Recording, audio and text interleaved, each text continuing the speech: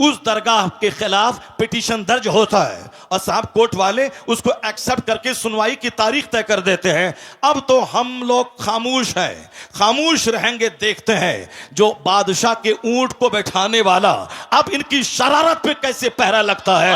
मुझे यकीन हासिल है अब हिंदुस्तान का 40 करोड़ मुसलमान अब गरीब नवाज की करामत देखने के लिए मुंतजिर है कि हिंदुस्तान का राजा अपनी करामत दिखाएगा। अब मुझे लग रहा है इनकी शरारत जब बढ़ रही है, इनकी शरारत खूब आगे बढ़ रही है, तो अब जब बंदरों को, गीदड़ों को मौत आती है तो शहर की तरफ रुख करता है। छोटी छोटी बातें तो बोलता था, हम नजरअंदाज करते थे। अब बड़े शहंशाह की बारगाह में पहुंच गया है, वहां छेड़खानी कर रहा है। अब बस करीब है वह वक्त जब गरीब नवाज का जलाल रंग लाएगा, और जब वो जलाल रंग लाएगा इनका सारा गुरूर चकनाचूर होगा और मुस्तफा के गुलामों को अल्लाह इज्जतों से मालामाल बनाएगा। नारे तकबीर, नारे रिसालत, मसलके आला हजरत, मजहबे इस्लाम, हजरत हबीबुल्लाह फैजी साहेब किबला, हजरत शहनवाज हसन साहेब किबला, अल्लामा डॉक्टर शहरयार रजा साहेब किबला कादरी। वाह वाह वाह, बहुत उम्दा। जुल्म की इंतहा हो गई, अल्लाह, जुल्म की इंतहा हो गई। हाय हाय हाय, जिस आस्थाने से करोड़ों हिंदू फैज उठाते हैं, जिनकी गरीबी दूर होती है, भीख मांगने के लिए 24 घंटे पड़े रहते हैं, उस मुकद्दस आस्थाने के खिलाफ इन्होंने छेड़छाड़ करने की कोशिश की है। अभी भी वक्त है कि जाके बाबा की बारगाह में चले जाओ, अपना पिटीशन कोर्ट से वापस ले लो और बाबा की चौखट पे जाके बोलो, बाबा क्षमा कर दीजिए, हमसे गलती हो गई। वरना याद रखना, जो अना सागर को एक कूजे में ला सकते हैं, याद रखना, जो बादशाह के ऊंट को बिठा सकते हैं, तो फिर जब वो जलाल में आ गए तो हुकूमत का सत्यानाश हो जाएगा। फिर वही होगा जो सारी दुनिया देखने का मुंतजिर है। नारे तकबीर के बंगले पर मैं थूक देता हूं, पेशाब कर दूंगा, मगर मैं ईमान का सौदा नहीं करूंगा। बेशक, सुभान अल्लाह। जो दौलत अल्लाह ने आपको दी है, आपने कोई मेहनत नहीं की उसके लिए, ना बहुत ज्यादा आप मदरसे में टाइम दिया, ना 2-4-10 आलिमों के साथ आप बैठे रहे, न किसी क्रिश्चियनों के पोप के पास आप गए, न किसी यहूदी के रिब्बी के पास आप बैठकर आपने डिबेट किया, न किसी हिंदुओं के पंडित के पास जाके आपने डिस्कशन किया कि कौन सा मजहब अच्छा है, कौन सा मजहब खराब है। नहीं, आपको अल्लाह ने सिर्फ अपने फजल से ईमान की दौलत दी। बेशक, सुभान अल्लाह। इसलिए कि आप मोमिन घर में पैदा हुए हैं, इसलिए आप मुसलमान हैं। जब इतनी बड़ी दौलत, जिस दौलत से महरूम है दुनिया के अमेजॉन कंपनी के मालिक, जिस दौलत से महरूम है टाटा बिरला कंपनी के मालिक, जिस दौलत से महरूम है दुनिया की बड़ी बड़ी सल्तनतों के सरबराहान, जिससे महरूम है, वह ईमान की दौलत अल्लाह ने आपको अता की है। तो इसी नेमत के शुक्राने में दिन गुजर जाएंगे। कभी गरीबी का आप रोना नहीं रोएंगे, कभी मुफलिसी का रोना नहीं रोएंगे। एक बंदा डीएम बना, 5 लाख महीना कमाया, 60 साल के बाद रिटायर किया, मौत का इंतजार किया, मरा, कब्र में जाके सड़ गया। 35 साल तक पढ़ा लिखा, मेहनत किया, 35 साल उन्होंने नौकरी की, क्या मिला? मरने के बाद जहां गया वहां एक ऐसी जिंदगी जो इसका कोई अंत नहीं हो, जिसकी कोई सीमा नहीं है। दुनिया में तो 100 साल के अंदर ही मर जाना है, मरने के बाद जहां अरबों खरबों साल रहना है, वहां की जिंदगी के लिए इस डीएम ने क्या किया? अब वहां ये आग में जलेंगे, ना इसका इल्म बचाएगा, ना इसकी डिग्री बचाएगी, ना इसकी मुलाजमत बचाएगी, ना इसके कमाए हुए करोड़ों रुपए बचाएंगे। अक्लमंद वो है जो दुनिया में फूस के घर में रहा हो, मिट्टी के घर में रहा हो, मगर ईमान बचा के दुनिया से चला गया हो, तो अब वह महासंख्यों बरस की जन्नत में इज्जत के साथ रहेगा। महासंख्यों साल, जहां महासंख भी एक महदूद गिनती है, महाला महदूद, जहां मौत ही नहीं है। इसलिए अल्लाह ने वह दौलत आपको दी जो दौलत अमेरिका के सदर को नहीं दी है। तो उसका शुक्राना ये नहीं है कि शिकायत की पोटली लेके बैठा जाए कि हम गरीब हैं, हमको नौकरी नहीं मिली, हम जलील हैं, हमको मकान पुख्ते का नहीं मिला। इस नेमत पे जब आप गौर करेंगे तो हर वक्त आपकी पेशानी झुकी रहेगी और आप एक दुआ हमेशा रब से करते रहेंगे, इलाही मैंने कोई मेहनत नहीं की मुसलमान बनने के लिए, मेरा कोई एहसान तुझ पर नहीं है कि तूने मुझको मुसलमान बनाया है, तूने अपने फजल से मुझको मोमिन बनाया है। तो हर वक्त वह मोमिन यही दुआ करेगा, इलाही जब एक एहसान इतना तूने किया है तो एक एहसान और कर देना कि हालत ईमान में मौत देकर जन्नतुल फिरदौस अता कर वाह देना। वाह वाह वाह वाह, सुभान अल्लाह। क्योंकि बेशुमार लोग ऐसे हैं जो मरने से पहले पहले मुशरिक हो गए, मरने से पहले पहले काफिर हो गए।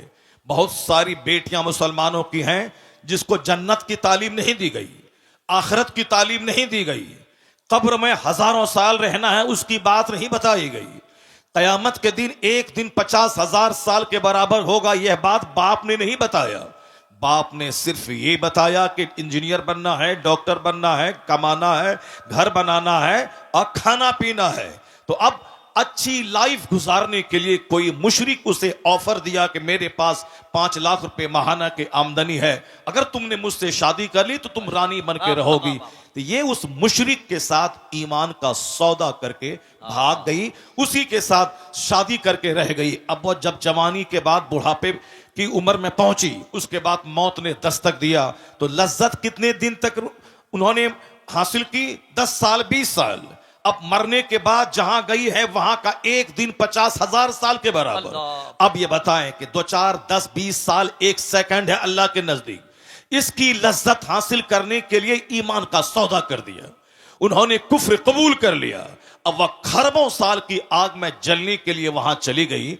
अकलमंद है वह बाप जो बच्चों को डॉक्टर ना बनाए मगर जन्नती बना दे, जो अपने बच्चों को इंजीनियर न बनाए जन्नती बना दे, जो अपने घर में डॉक्टर इंजीनियर का चर्चा न करके आलिम दीन का चर्चा करे, कुरान हदीस का चर्चा करे। वह औरत धन्य है जो नहीं बनी इंजीनियर मगर वह चूल्हे में खाना बनाती रही, अपना ईमान बचाती रही, बहारे शरीयत पढ़ती रही, कुरान पाक की तिलावत की, माह रमजान में 20 रकअत सूरह तरावी वह पढ़ती रही। वो औरत ईमान बचा के चली गई। खरबों कमाने वाली बैरिस्टर से यह बेहतर है कि कनीज़े फातिमा बनकर फातिमा ज़हरा के साथ जन्नत चली गई। वह कौन सा इल्म है जो इल्म आदमी की इज्जत को तार-तार कर दे? वह कौन सा इल्म है जो आदमी को कुफ्र के करीब पहुंचा दे? वह कोई इल्म है जो आदमी को जानवर बना दे?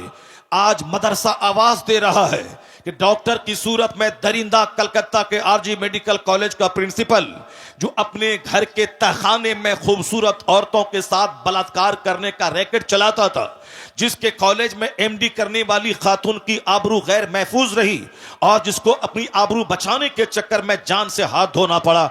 ये कोई डाइटन सिमिलिया का कसिया का कोई जाहिल नहीं था, वो कोई विलेजर, कोई देहाती, कोई फार्मर नहीं था, पढ़ा लिखा आदमी था। पढ़ा लिखा आदमी इस कदर गिर जाएगा ये किसी ने सोचा ना होगा। आपने देखा होगा मुजफ्फरपुर के शेल्टर होम में वह नेताओं का किस तरह कनेक्शन वहां पली जाने वाली औरतों के साथ था। लोग कहते हैं कि वह डॉक्टर की सूरत में जानवर, वह डॉक्टर की सूरत में दरिंदा। एक गांव का देहाती अपने चचेरे भाई के पास किशनगंज गया, डॉक्टर के पास, कहा आप मेरी बीवी का इलाज करें। डॉक्टर बोलता है कि तुम्हारी बीवी दर्द ज़ह में मुब्तला है, बच्चा भी मरेगा या नहीं जच्चा मर जाएगी, इसलिए तुम्हें 1 घंटे के अंतर सिजरिंग करना पड़ेगा। वो कहता है मैं बीमार हूं, मैं गरीब हूं, मैं मजदूर हूं, कहां से मैं 50,000 रुपए ला के दूं? ये डॉक्टर दिमाग में बहुत बड़ा सपना पाल करके किशनगंज आया है कि मैं MBBS हूं, अपने बच्चों को FRCS बनाना है, अब मुझे 2 एकड़ जमीन में शानदार घर बनाना है, मुझे फॉर्च्यूनर खरीदनी है। अब इतना पैसा, ऐसा नहीं कि डॉक्टर बनने के बाद रुपया का एक पेड़ अपने क्लिनिक में कोई लगा दे और रोजाना जाए 2 घंटा बैठे और पैसा तोड़ के झोला भर के शाम में घर ले जाए।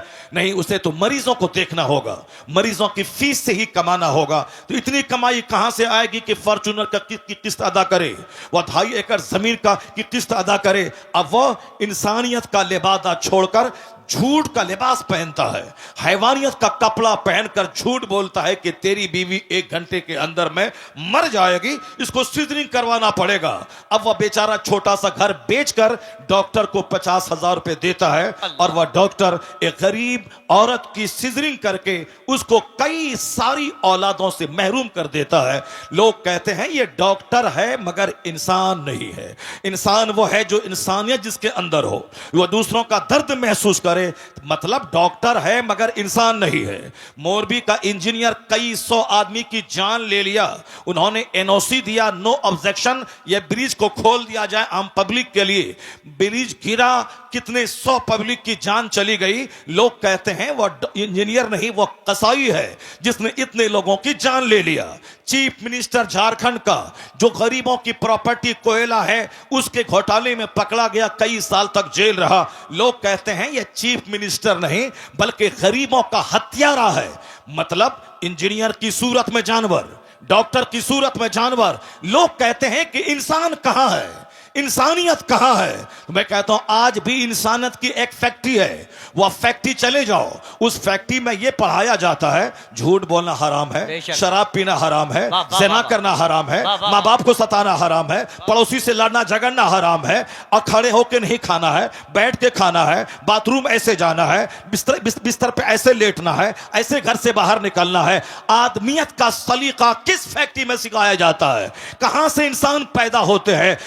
इस जमीन पर एक दरसगाह है जहां अव्वल दिन से लेकर आखिरी दिन तक, यानी उर्दू की पहली किताब से लेकर बुखारी शरीफ तक यही पढ़ाया जाता है। यह लीगल है या इल्लीगल है, यह राइट है ये रॉन्ग है, यह जायज है ये नाजायज है, यह सही है ये गलत है, यह हराम है ये हलाल है, यह करना है ये नहीं करना है, यह हार्मफुल है ये यूजफुल है, यह हानिकारक है ये लाभदायक है। यानी वो आदमियत की शिक्षा जिस दरसगाह में दी जाती है उसी का नाम है मदरसा।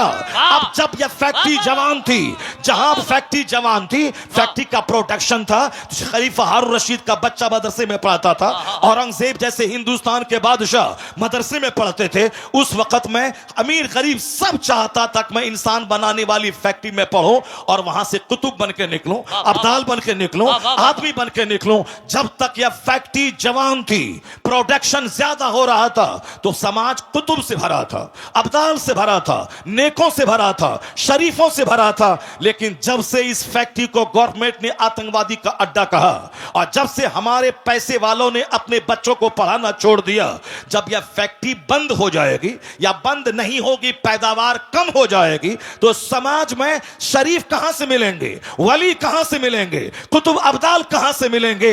अब अगर लोग चाहते हैं कि समाज शरीफों से भरे, नमाजियों से भरे, जंटी लोगों से भरे, कुतुब अब्दाल से भरे, तो अब ट्यूटर लेना होगा, फैसला बदलना होगा कि जिस तरह की फैक्ट्री जैसा प्रोडक्शन उसी तरह के लोग समाज में नजर आएंगे।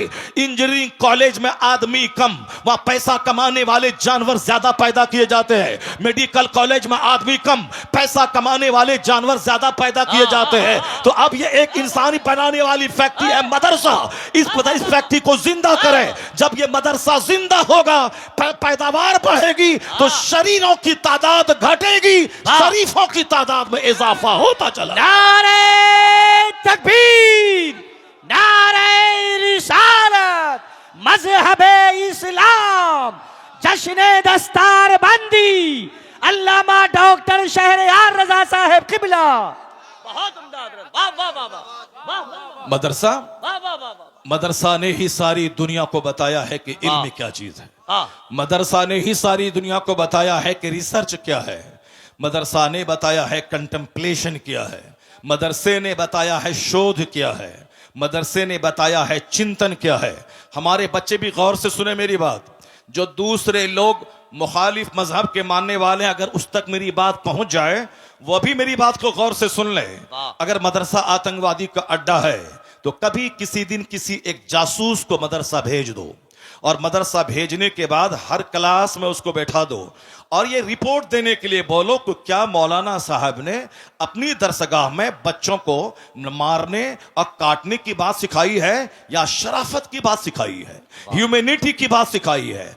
मैं दावे से कहता हूं किसी भी दरसगाह में बैठ जाओगे, फारसी की पहली से लेकर बुखारी शरीफ तक हर जगहों पे अमन की बात, पीस की बात, मोहब्बत की बात, मुरफ़्फ़त की बात, अखलाक की बात, अपने गांव समाज की इस्लाह की बात, माँ बाप के एहतराम की बात, पड़ोसी की इज्जत की बात, मुसीबतें सह के दूसरों की मुसीबतों का जवाब मुसीबत से न देने की बात, यानी अखलाक मोहम्मदी की तालीम मदरसे में दी जाती है। उसका फैसला इसीलिए है कि वह दूर से मदरसे को आतंकवादी का अड्डा समझ समझता है, अपनी निगाहों में दुश्मनी का चश्मा लगाकर मदरसे के खिलाफ बयान देता है। कभी उन्होंने रिपोर्टिंग नहीं कराई कि मदरसे में पढ़ाई क्या होती है, मदरसे में दरसगाह में सिखाया क्या जाता है। सिर्फ दूर से कहना कि साहब वहां आतंकवादी पैदा किए जाते हैं। यह नफरत करने वालों की बोली है, हकीकत जानने वालों की बोली नहीं है। जिस तरह भी नफरत का माहौल हिंदुस्तान में फैला है, कोई भी आदमी खड़ा हो जाए और कोर्ट में साहब याचिका दर्ज कर दे कि इस मस्जिद में लग रहा है कि अंदर में कोई मूर्ति छुपी हुई है या कोई मंदिर रहा होगा, तो अब कोर्ट वाला भी केस एक्सेप्ट कर लेता है। और जहां 10-10 साल से साहब केस पड़े हुए हैं, उसकी कोई नोटिस नहीं ली जा रही है, और यहां 10 मिनट के अंदर में सुनवाई भी होती है, और फौरन साहब एक कमेटी का गठन भी होता है, और फौरन सर्वे करने वाला वहां पहुंच भी जाता है, और फिर उसकी रिपोर्ट भी दिया जाता है। किस कदर नियतों की खराबी है कि दूर से साहब वो एक खास मखसूस बिरादरी को टॉर्चर करने के लिए इस तरह के प्लान बना रहा है। हिम्मत इतनी बढ़ी कि अब हिंदुस्तान के राजा की बारगाह में पहुंच गया, हिंदुस्तान के शहंशाह की बारगाह में पहुंच गया। 800 बरस से जो पूरे हिंदुस्तान की रखवाली कर रहा हो, कब्र में रह के पूरे हिंदुस्तान की संप्रभुता को बचा रहा हो, हिंदुस्तान के मुसलमानों से ज्यादा हिंदुओं की अकीदत का मरकज बना हुआ हो। मुसलमान जाते हैं 60 लाख तो 40 लाख तो 60 लाख गैर मुस्लिम वहां जाते हैं। उनको वहां बेटा मिलता है, बेटी मिलते, न जाने क्या क्या मिलता है। हर जब भी जाएं हर वक्त साहब सिखों, हिंदुओं और दूसरे तमाम मज़ाहिब के मानने वाले को दुनिया ढेर चाहिए, इसलिए वो वहां भीड़ लगाए रहते हैं। मुसलमानों को जन्नत चाहिए, इसीलिए मस्जिदों में भीड़ रहती है, और उनको सिर्फ दुनिया गाड़ी चाहिए, इसी दरगाहों पे वो भीड़ लगा के रहते हैं। 800 साल जो एक मुस्तनद ऑथेंटिक दरगाह है, उस दरगाह के खिलाफ पिटीशन दर्ज होता है, और साहब कोर्ट वाले उसको एक्सेप्ट करके सुनवाई की तारीख तय कर देते हैं। अब तो हम लोग खामोश हैं, खामोश रहेंगे, देखते हैं जो बादशाह के ऊंट को बैठाने वाला अब इनकी शरारत पे कैसे पहरा लगता है। मुझे यकीन हासिल है अब हिंदुस्तान का 40 करोड़ मुसलमान अब गरीब नवाज की करामत देखने के लिए मुंतजिर है कि हिंदुस्तान का राजा अपनी करामत दिखाएगा। और मुझे लग रहा है इनकी शरारत जब बढ़ रही है, इनकी शरारत खूब आगे बढ़ रही है, तो अब जब बंदरों को, गीदड़ों को मौत आती है तो शहर की तरफ रुख करता है। छोटी छोटी बातें तो बोलता था, हम नजरअंदाज करते थे, अब बड़े शहंशाह की बारगाह में पहुंच गया है, वहां छेड़खानी कर रहा है। अब बस करीब है वह वक्त जब गरीब नवाज का जलाल रंग लाएगा, और जब वो जलाल रंग लाएगा इनका सारा गुरूर चकनाचूर होगा, और मुस्तफा के गुलामों को अल्लाह इज्जतों से मालामाल बनाएगा। नारे तकबीर, नारे रिसालत, मसलके आला हजरत, मजहबे इस्लाम, हजरत हबीबुल्लाह फैजी साहेब किबला, हजरत शहनवाज हसन साहेब किबला, अल्लामा डॉक्टर शहरयार रजा साहेब किबला कादरी। वाह वाह वाह, बहुत उम्दा हजरत। जुल्म की इंतहा हो गई, अल्लाह, जुल्म की इंतहा हो गई। हाय हाय हाय, जिस आस्थाने से करोड़ों हिंदू फैज उठाते हैं, जिनकी गरीबी दूर होती है, भीख मांगने के लिए 24 घंटे पड़े रहते हैं, उस मुकद्दस आस्थाने के खिलाफ इन्होंने छेड़छाड़ करने की कोशिश की है। अभी भी वक्त है कि जाके बाबा की बारगाह में चले जाओ, अपना पिटीशन कोर्ट से वापस ले लो, और बाबा की चौखट पे जाके बोलो, बाबा क्षमा कर दीजिए, हमसे गलती हो गई। वरना याद रखना, जो अना सागर को एक कूजे में ला सकते हैं, याद रखना, जो बादशाह के ऊंट को बैठा सकते हैं, तो फिर जब वो जलाल में आ गए तो हुकूमत का सत्यानाश हो जाएगा। फिर वही होगा जो सारी दुनिया देखने का मुंतजिर है। नारे तकबीर, नारे रिसालत, ख्वाजा का हिंदुस्तान, फैजाने गरीब नवाज। एक कौम मुस्लिम, आपको कानून हाथ में नहीं लेना है, आपको सड़क पे आकर के बहुत बड़ा प्रोटेस्ट नहीं करना है। यह मामला शहनशाह हिंदुस्तान का मामला है, अब मामला उनकी कोर्ट में पहुंच चुका है। बस हम लोग वही करें जो सरकार दो जहां के दादा अब्दुल मुत्तलिब, जब अबरहा जो हाथियों का फौज लेके खाने काबा को ढाने आ रहा था, अब्दुल मुत्तलिब ने क्या कहा था कि हर शख्स अपने घर की हिफाजत करता है, ए अल्लाह ये तेरा घर है, तू अपने घर की हिफाजत कर। वाह। इतना कह के पहाड़ पर चले गए और फिर वो देखने लगे, देखें रब्बे करीम अपने घर की हिफाजत कैसे करता है। सारी दुनिया जान रही है कि अलम तरा कैफ फअल रब्बुका बिअसहाबिल फील, हाँ। क्या उसके साथ सलूक हुआ। अब रहा जलील होके मरा, उसके सारे हाथी मरे, एक छोटा सा कंकड़ पत्थर उसके गुरूर को तोड़ के रख दिया, सारे धाराशायी हो गए। हम तो यही देखते हुए आ रहे हैं 1400 साल के अंदर। अल्लाह रब्बुल इज्जत बहुत बेनियाज है, अल्लाह रब्बुल इज्जत बेनियाज है। कोई भी जालिमों का जुल्म उसको थका नहीं सकता, और किसी भी इबादत करने वाली की इबादत की वजह से अल्लाह रब्बुल इज्जत की शान में कोई इजाफा नहीं हो सकता। अल्लाह उस सिफाते कमालिया का जामा है कि जिसके आगे किसी सिफत का कोई तसव्वुर ही नहीं है। अल्लाह रब्बुल इज्जत के पास सारी कुव्वतें, सारी ताकतें मौजूद है। हम इबादत करते हैं, हम उसका बेनिफिट मुझको मिलता है। अगर कोई कुफ्र करता है उसका नुकसान वो उठाता है। अल्लाह सिर्फ देखना चाहता है कि मेरा कौन बंदा है जो इस जमीन को अदल से भरता है, और कौन है जो इस जमीन को जुल्म से भरता है। जो ईमान लाएगा, अच्छा काम करेगा, उसे यहां सेहत देंगे, इज्जत देंगे, हुकूमत देंगे, मरने के बाद जन्नत देंगे। जो कुफ्र करेगा, शरारत करेगा, जुल्म करेगा, अत्याचार करेगा, दूसरों को जीने नहीं देगा, सताएगा, समाज को पाप से भर देगा, उसके लिए आग तो वहां है, यहां उसका जीना तंग कर देंगे, यहां उसके घरों को कैद खाना बना देंगे, यहां उसको जलील और रुस्वा कर देंगे। नहीं देखा तुमने आज से 5 साल पहले चाइना के लोग कहते थे कौन सी नमाज है, कैसी नमाज है।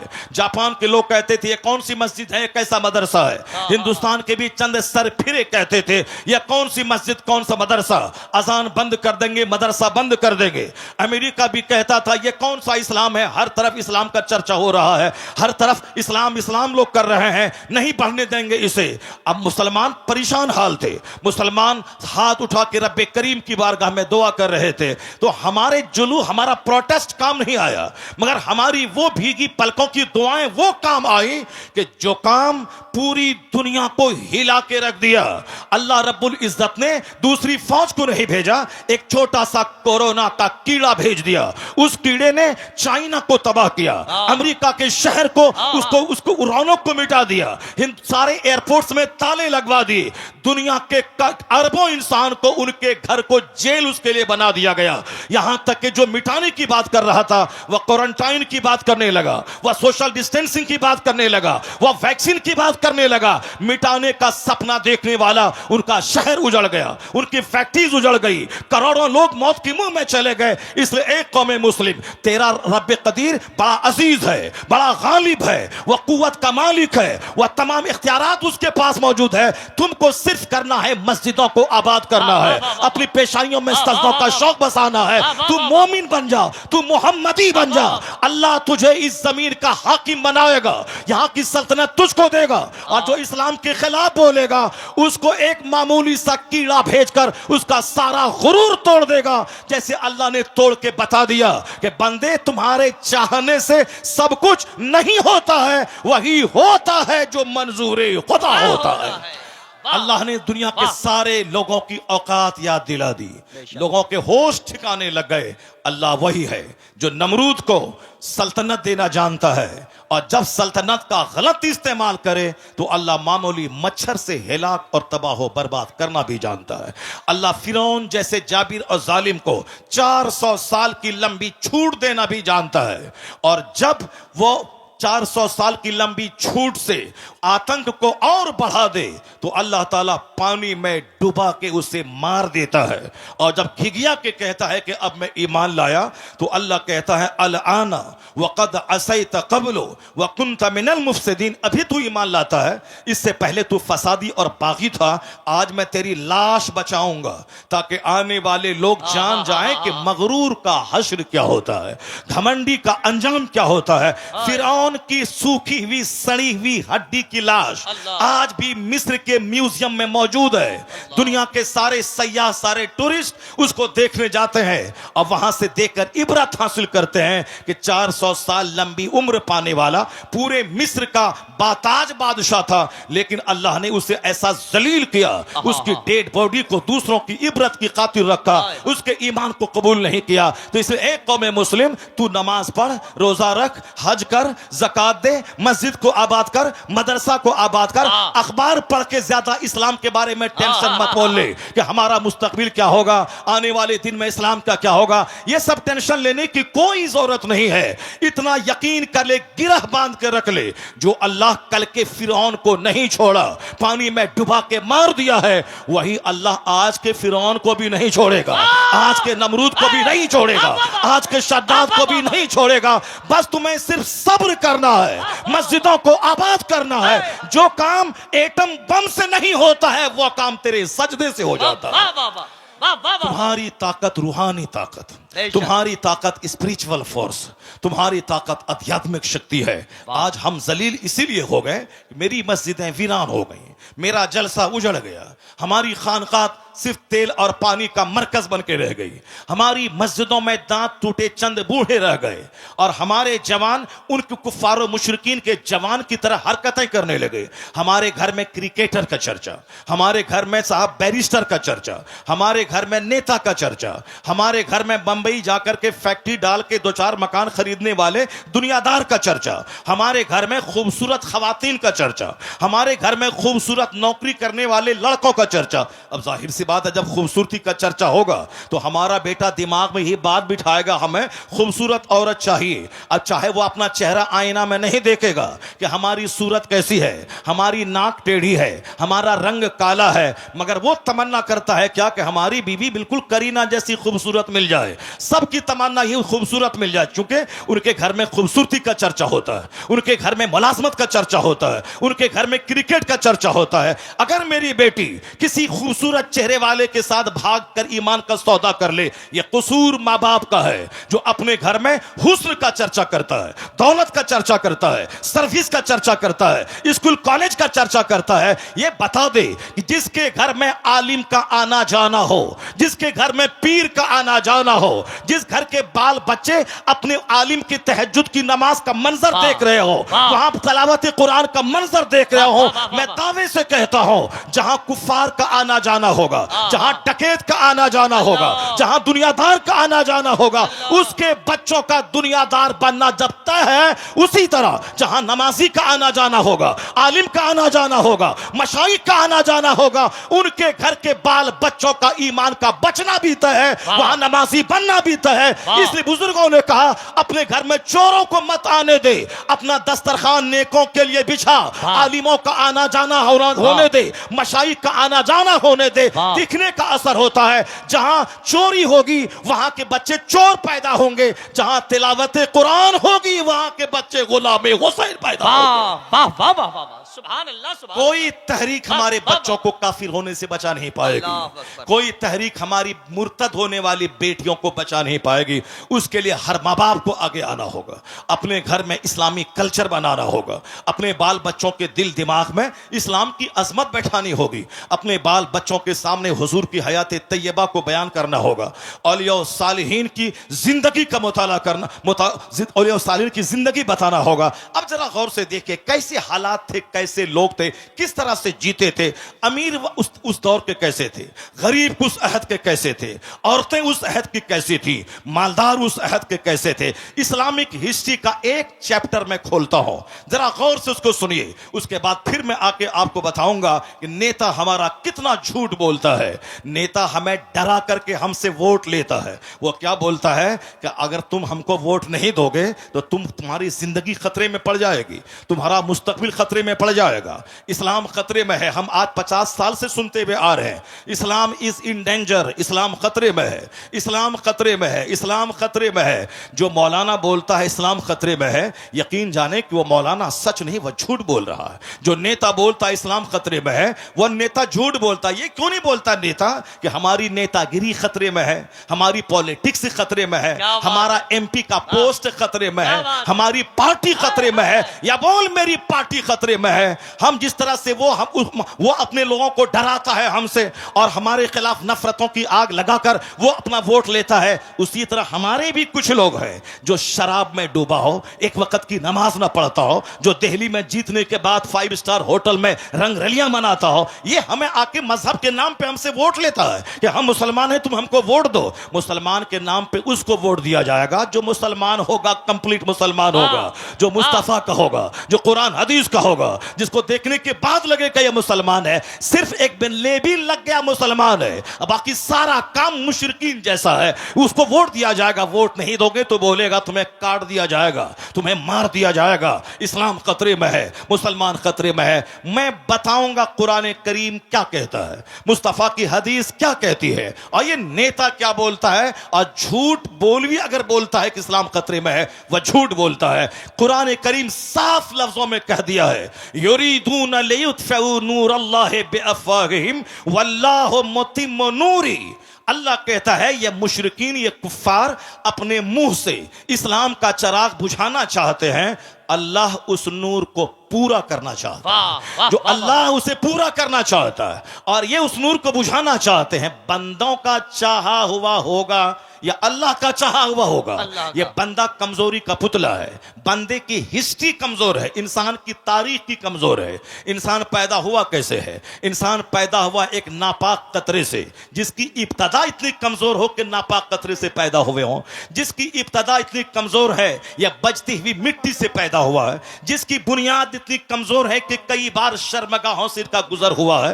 बाप की रीढ़ की हड्डी और मां के सीने की हड्डी से जो कतरा निकलता है, उससे यह इंसान पैदा हुआ। यह मैं नहीं कहता, पैदा करने वाला मेरा खालिक कहता है। फलयंजुरिल इंसानु मिम्मा खुलिक खुलिका मिम्मा इन दाफिक यखरुजु मिन बैनि सुल्बि व तराइब इन्नहु अला रजइही लकादिर। अल्लाह कहता है a man should consider in his creation, आदमी को अपनी पैदाइश पे गौर करना चाहिए कि वह पैदा हुआ कैसे है। अल्लाह कहता है वह पानी का कूदता हुआ कतरा मनी का, जो बाप की रीढ़ की हड्डी से निकलता है, मां के सीने की हड्डी से निकलता है, और वह बच्चादानी में पहुंचता है, और 4 महीने तक वह नुत्फा अपनी असल हालत पे रहता है। अगले 40 दिन तक, अगले 40 दिन में वह लोथड़ा बनता है, अगले 40 दिन में ढांचा तैयार होता है, अगले 40 दिन के बाद उसमें जान डाली जाती है, 120 दिन के बाद उसमें जान डाली जाती है। अब 40 दिन का एक पीरियड गुजरता है, पहले लोथड़ा, उसके बाद ढांचा, फिर उसके बाद उसमें जान डाली जाती है। जान डाले जाने से पहले अगर ईमानदार नेक परहेजगार मुसलमान डॉक्टर बोले अगर यह हामिला रही, हमल से रही तो इसकी जान को खतरा है, तो नेक मुत्तकी परहेजगार डॉक्टर की बात मानकर इस काते हमल एबॉर्शन हो सकता है। लेकिन अगर जान डाल दी गई फिर किसी की बात नहीं मानी जाएगी। 4 महीने के बाद कोई एबॉर्शन अगर करता है वह उस बच्चे का कातिल और मर्डरर ठहरता है। तो एक नापाक कतरे से ये इंसान पैदा हुआ है। अब पैदा होता किस रास्ते से है वह सबको मालूम है, और वह नुत्फा जाता किस रास्ते से है वह सबको मालूम है।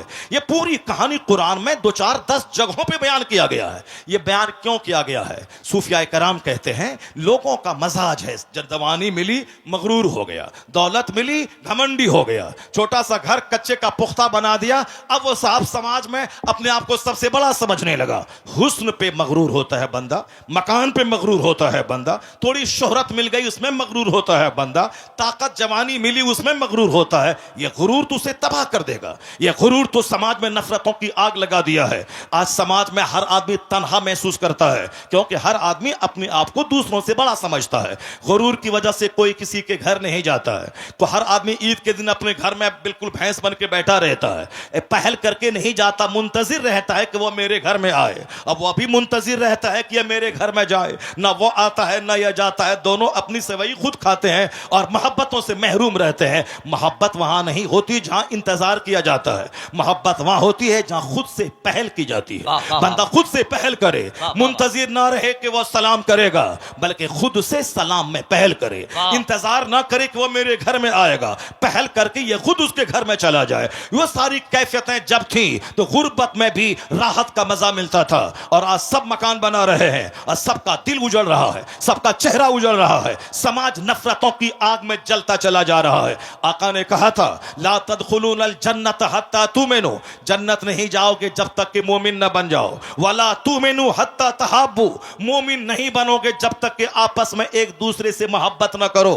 मोहब्बत करना मोमिन बने रहने के लिए जरूरी है। अपने पड़ोसी से मोहब्बत जरूरी है ईमान बचाने के लिए, अपने रिश्तेदारों से सिले रहमी जरूरी है ईमान बचाने के लिए, अपने गांव के गरीब